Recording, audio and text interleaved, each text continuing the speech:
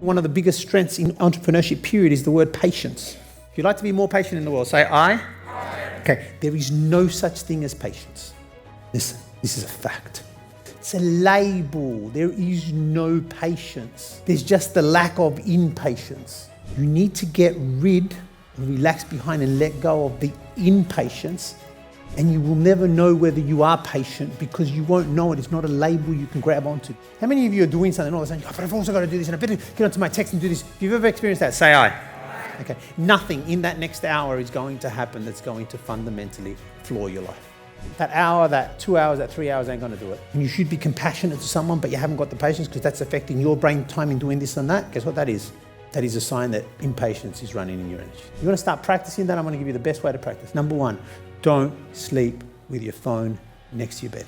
If you are doing that, you are encouraging the development of impatience and a lot of those energies you don't want. Put it outside of your bedroom.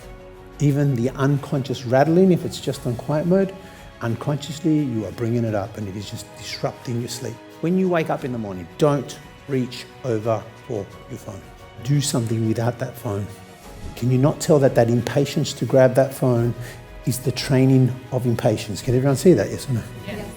That reconditioning, you need to start it yourself.